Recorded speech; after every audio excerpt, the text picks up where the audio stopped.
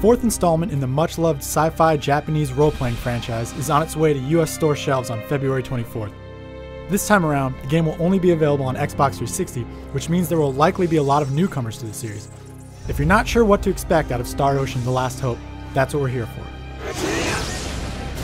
Though this is the fourth Star Ocean game, it's actually a prequel to the other three, which means you don't have to be knowledgeable about past entrants to the franchise to understand what's going on here. The game kicks off with the destruction of Earth. A massive nuclear war has rendered the planet inhospitable, and so humanity has banded together to seek out a new home.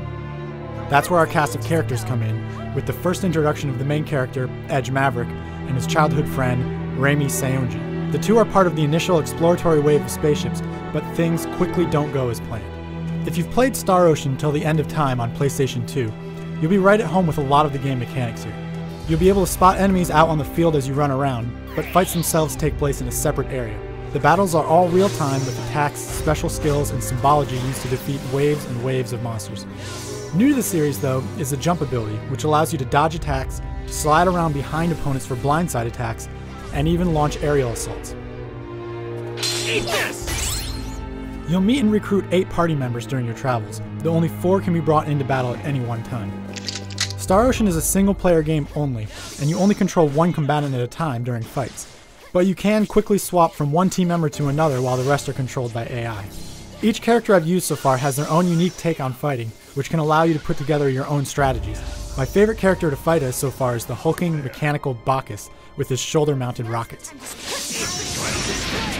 Though the developers have listed The Last Hope as a roughly 40-hour game, the one thing I've noticed after roughly 15 hours of playing is that those who are looking for a sprawling epic with tons to do will not be disappointed.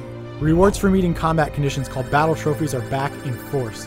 Filling out the various collection data lists, from weapons to monsters and more, will take hours upon hours, especially once you start diving into the highly involved item creation system. Even after you finish the game once, there are still 2 unlockable difficulties to tackle, which can be started with all of your previous collection data imported. And of course, there are multiple endings and secret dungeons to explore along the way. But that, of course, is getting ahead of ourselves. There's still the whole Star Ocean to explore in search of a new home planet for humanity. The quest begins at the end of February.